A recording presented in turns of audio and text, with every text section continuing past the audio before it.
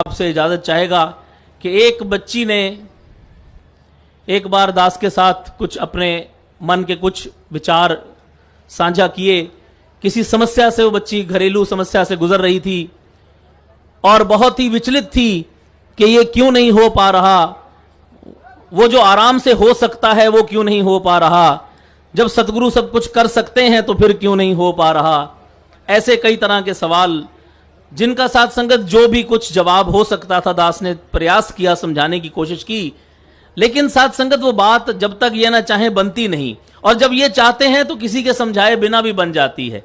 कुछ दिनों के बाद वो बच्ची रोती हुई कहने लगी, मुझे आपसे एक बात करनी है, जो आप उस दिन मुझे समझा रहे थे और मुझे समझ नहीं आ रहा था वो कल मुझे समझ आ गया। साथ संगत थोड़ी सी आपकी तवज्जो चाहूंगा, थोड़ा सा ध्यान चाहूंगा कि उस बच्ची ने जो बात सुनाई उसको तो क्या समझ में आनी थी, दास की कई समस्याओं का वो हल समझ में आ गया। उसने एक बात कही, उसने कहा कि भैया मैं कल टेलीविजन पर डिस्कवरी चैनल में एक कार्यक्रम देख रही थी। ध्यान दीजिएगा साथ संगत, खास बात है, सुनिएगा कि डिस्कवरी पे मैं एक चैनल पे एक कार्यक्रम देख रही थी। उसमें मैंने देखा कि छोटा सा एक भेड़ का बच्चा एक कांटे वाली तारों का जो गुच्छा जिसको हम बॉब वायर्स कहते हैं उसके बीच में कहीं फंस गया। बढ़ता बढ़ता कहीं आगे निकल गया, बीच में जाके फंस गया। अब वो बच्चा तड़प रहा है, छोटा सा बच्चा है, उसको चारों तरफ से वो कांटे चुभ रहे हैं और वो बाहर निकलने के लिए थोड़ा सा भी हिलता है तो उसकी चीख निकल जाती है क्योंकि कांटे चारों तरफ हैं। और उस भेड़ के बच्चे का जो मालिक है वो वहां पहुंचा, आया, उसने देखा, लेकिन उसने उस बच्चे को निकाला नहीं। उसने मुआयना किया, वो वापस गया, उसने एक कैंची जैसे कुछ कटर लेकर आया और पीछे से कहीं से उसने वो तारें काटनी शुरू की। वो धीरे धीरे धीरे धीरे उन तारों को काट रहा है। बच्चा अभी भी तड़प रहा है, कांटों की तारों के बीच में फंसा है और वो तारें काट रहा है। 10, 15, 20 मिनट, आधा घंटा जो भी लगा, क्योंकि वो मालिक जानता था कि अगर इस बच्चे की पुकार सुन के मैंने इसी तरह से इसको वापस खींच लिया तो इसकी सारी चमड़ी छिल जाएगी, वो इसके हक में नहीं होगा। वो मालिक तारें काट के रास्ता बना रहा है और रास्ता बनाने के बाद जब वो रास्ता बन गया तो उसने आराम से उस बच्चे को वहां से बाहर निकाल लिया।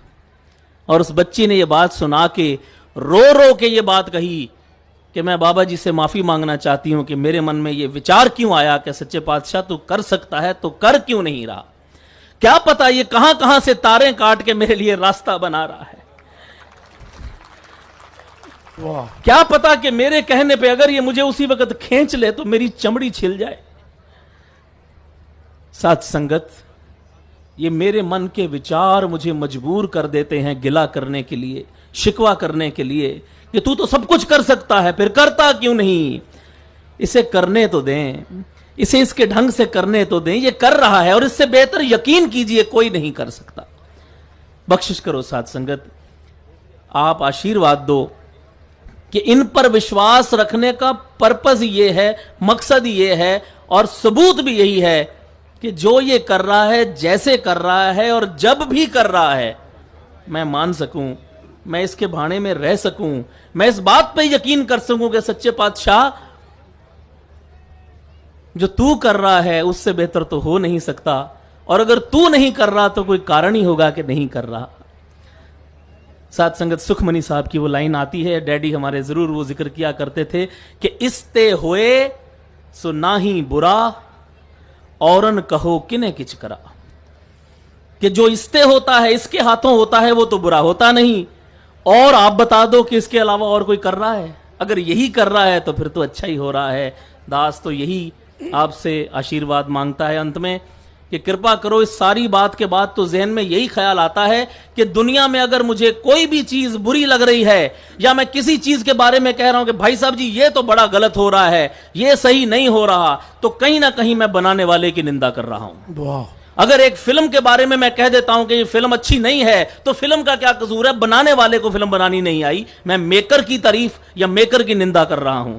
इसी तरह साथ संगत, रचना की हुई बुराई रचनहार की बुराई है, रचना की हुई तारीफ रचनहार की तारीफ है। आज